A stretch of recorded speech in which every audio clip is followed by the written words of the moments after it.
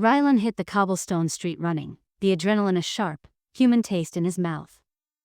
The sudden, clean surge of hope that had slammed into him earlier was still a vibrant ghost in the air, but it was already fading, giving way to the harsh reality of their situation. He was no longer just running from an abstract dread. He was running from an enemy who now knew his exact location and the powerful capability of the half-Zylian girl who protected him. He reached the quiet corner in less than 2 minutes. The small bookshop, usually a beacon of calm, was now a nexus of competing emotions. Fear rippled off the windows like heat, a localized, concentrated fear that smelled of ozone and burned wires. He didn't knock. He burst through the door. Sylwen was standing by the counter, her face pale but her eyes shining with fierce resolve. She was holding a heavy, leather-bound book, not for reading, Rylan instantly realized, but for defense. Ilera, her grandmother, was calmly wiping down the counter, her Zylian calm an anchor against the human chaos around her. "The dampener is fried," Sylwen said, her voice steady. The feedback loop hit Professor Varner hard. I felt his psychic pain. It was sharp, then it just went silent. "He's out, for now." "For now" is measured in minutes, Rylan countered, his own voice clipped. "That shockwave of hope you sent out? It was a flare. They know there's an Echidron here who can channel, not just reflect. That makes you far more valuable, and far more dangerous to them, Sylwen. They won't send a scout next time. They'll send a harvesting team." A sudden, aggressive wave of authority and suspicion swept through the street outside. It wasn't alien, it was human law enforcement, alerted by Varner's panicked, half-coherent call after Sylwen fried his mind. "Local police," Ilera observed, her hands never stopping their careful work. "They'll be asking questions about power surges and strange lights. We don't have time for human bureaucracy, children." Ilera pushed a small, battered leather satchel across the counter to Sylwen. "It's time, my dear. I always knew this quiet life was a temporary illusion. You have some maps, some cash, and a few artifacts your father left me. One of them is a mantle shard. It will dampen your natural Zylian signature for a short time, but only while you are holding it. Use it sparingly." She looked at Rylan, her wise eyes locking onto his. "Rylan, the Aethelum you carry is not a burden, it's a seed. You must take my granddaughter to the Whispering Range. There is an old Zylian safe house hidden in the abandoned mining tunnels there. It's a week's journey by road, but it's the only place they won't be able to track the residual Tkar resonance. Grandmother, are you coming with us?" Sylwen asked, a thread of pure, raw fear finally snapping within her. Ilera smiled, a look of profound, resolute peace settling over her features. "This bookshop is my anchor, my beautiful Echidron. I will stay here and be the calm center of this storm. I am old, but I am still Zylian. I will be their distraction. Now, go.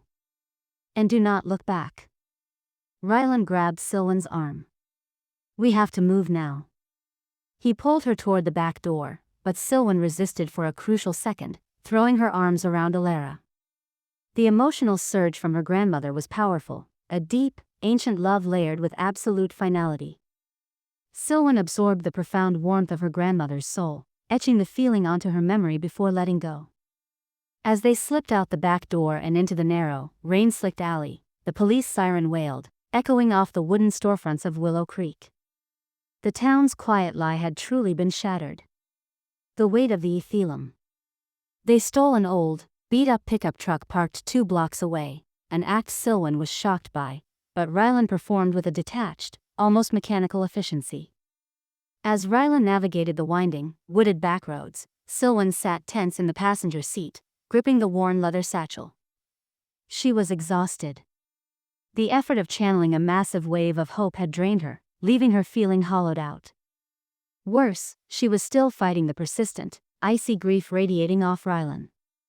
"The mantle shard," Rylan reminded her, his eyes focused on the rearview mirror. "Use it. You're radiating. I can feel your panic amplifying my sorrow, and that's a trail they can follow." Sylwen fumbled with the contents of the satchel and pulled out the artifact. It wasn't a crystal, but a smooth, dull gray piece of rock, cool to the touch. The moment her fingers closed around it, the cacophony in her mind muffled. The overwhelming feeling of Rylan's cosmic sadness didn't vanish, but it retreated to a manageable hum, like a distant engine. "What is the Aethelum, Rylan?" she asked, clutching the shard. "Is it an object? A gem? Where do you keep it?" Rylan glanced at her, a look of grim weariness crossing his face. "It's not something I keep, Sylwen. It's something I am." The Tkar were masters of soul binding.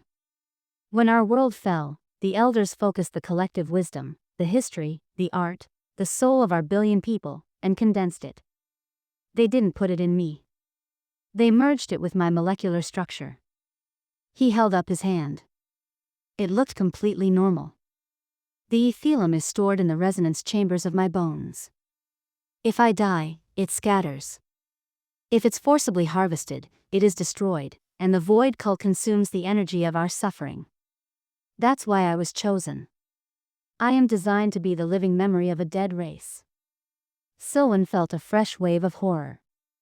This boy wasn't just a refugee, he was a walking, irreplaceable library. She understood the depth of his isolation now. He wasn't sad for his people, he was their sadness, their legacy, and their desperate last hope. "The Void Cult," she pressed, "why do they call themselves that? Why extinguish life?" "They believe the universe is corrupted by sentience, by emotion, by the chaos of life," Rylan explained, his tone flat, as if reciting a painful lesson. "They seek to clean it by creating a perfect void. They don't just kill, they seek to harvest the grief of the dying and feed on the emptiness. The Tkar essence, our pure spiritual light, is an act of creation they find intolerable. They are drawn to my deep sorrow because they believe it means I'm ready to surrender. They want to harvest the despair of extinction." He gripped the steering wheel tight, his knuckles white. "But you changed the signal. For the first time since my people fell, I radiated hope. And they didn't know what to do with it. The first test." They drove for hours, the old pickup rattling over unpaved logging trails. By dawn, they were deep in the sprawling, misty wilderness, far from any paved road. Sylwen was exhausted, but the mental quiet afforded by the mantle shard kept her functioning. Rylan pulled the truck to a stop beside a deep, narrow gorge where a river churned. "We walk from here," he said. "The Whispering Range is on the other side of this valley. We can't risk using the engine sound. The mantle shard is working, but it's taxing on you, isn't it?" "It feels like wearing a helmet inside my own head," Sylwen admitted, rubbing her temples. "Dull, but better than the ringing." As they started the steep descent into the gorge, a low, menacing thrumming sound began to resonate through the forest, too deep to be a plane, too consistent to be thunder. Rylan froze, his head tilted. "That's not human technology," he whispered. "They found the general location of the burst of hope, and they've sent a pursuer. They use low-frequency emotional probes to sweep areas. They're looking for a signature, any sign of your empathy or my residual sorrow." Rylan pushed Sylwen behind a large, moss-covered boulder. "You need to use your power now. Not to send a beacon, but to shield. Can you contain the Aethelum's sadness?" Sylwen clutched the mantle shard, her hands trembling. "I don't know how to do that. I can only reflect what I feel." "Then feel nothing," Rylan urged. "Embrace the pure, unadulterated stillness that you found in the bookshop. You need to be a void, a pocket of silence in the emotional field, not a burst of sound.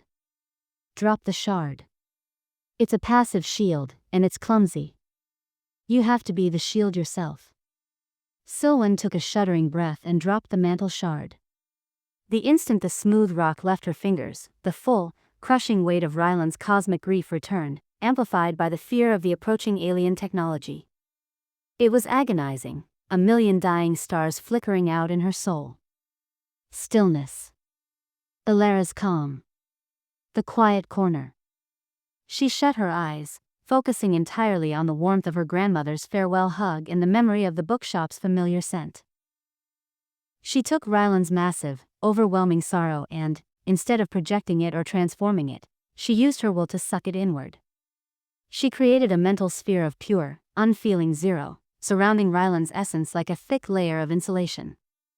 The alien thrumming grew louder. A sleek, black, triangular drone glided silently above the treetops, slowly descending into the gorge, its underbelly glowing with a sickly, purple-red light. Sylwen could feel the pressure of its emotional probe, a cold, searching tendril of nullity that scraped at her consciousness. It passed directly over their hiding spot. The emotional probe, designed to seek out any trace of Rylan's grief, found nothing. It found no fear, no sadness, no hope, only a pocket of complete, baffling emptiness. Sylwen was perfect. She was the best lie Willow Creek ever told. The drone hovered for a moment, confused, then tilted and continued its sweep of the valley. Sylwen slumped against the boulder, gasping, sweat beading on her forehead. The pain of suppressing Rylan's sorrow was immense, but she had done it. Rylan's relief was a sharp, almost dizzying wave of pure, grateful awe that was too strong for him to hide. "You're better than I thought," he said, his voice filled with newfound respect. "You didn't just reflect hope, you can create a perfect emotional zero. They will never be able to find us if you can hold that." He offered her a trembling hand. "We move now, while they're searching empty space." As they began their perilous climb down to the riverbank, Sylwen felt a profound, exhausting truth settle over her. She was no longer just the empath girl burdened by the world's feelings. She was the channel of hope and the master of silence.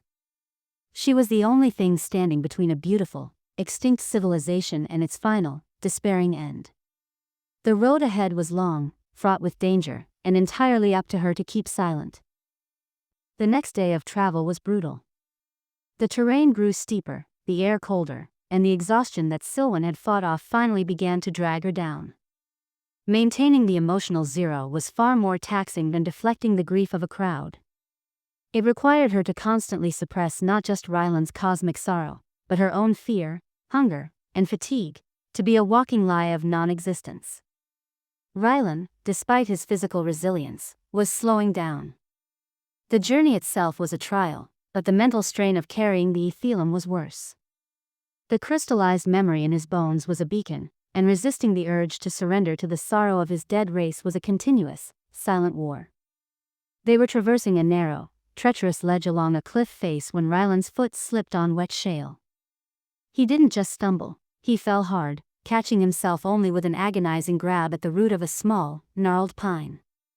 The fall was bad enough, but the subsequent pain that erupted from him was cataclysmic. It wasn't just the jolt of physical agony, the pain acted like a violent amplifier for the Aethelum. The cosmic sorrow Rylan always carried suddenly became a blinding, screaming white light of mortal terror. It ripped through Sylwen's carefully constructed shell of silence like a thunderbolt, shattering the emotional zero she'd fought so hard to maintain. Sylwen screamed, the raw feeling of a billion souls facing extinction tearing through her mind. She stumbled, clutching her head, completely submerged in Rylan's pain. "Get back. Sylwen, dampen it." Rylan yelled, pulling himself up, his face twisted in genuine anguish, both from the injury and the sudden, uncontrolled broadcast of his essence. But it was too late. The emotional signal was too loud, too raw, too real. In the deep, dark sky far above the whispering range, a new sound began, a low, humming frequency that descended with frightening speed. It was not a drone this time, but something larger, designed for capture. They heard it, Sylwen choked out, tears of pain blurring her vision. The sorrow is too loud. The Aethelum is screaming. Rylan's injury wasn't just a simple sprain, his knee was twisted and useless. He was immobilized, and the pain radiating off him made it impossible for Sylwen to stabilize her shield. The Void Cult ship was seconds away from breaking the tree line. "I can't suppress the pain, Sylwen. It's too strong. My people's sorrow is leaving me." Rylan's voice broke. He knew what that meant, the harvesting had begun, even at a distance. Sylwen looked at the sky, then at Rylan, his face slick with sweat, his eyes closed in a desperate attempt to contain his soul. She knew she couldn't simply reflect hope again, that would just be another beacon. She couldn't maintain silence. The pain was too strong. She had to do something new. She forced herself to breathe, pushing through the ringing chaos in her mind. Her grandmother's words echoed. Find the small spark of will hidden in Rylan's heart, the part that kept him running, and use it. Sylwen knelt beside Rylan and put her hands on his chest, right over his beating heart. She didn't try to stop the psychic pain, she let it in.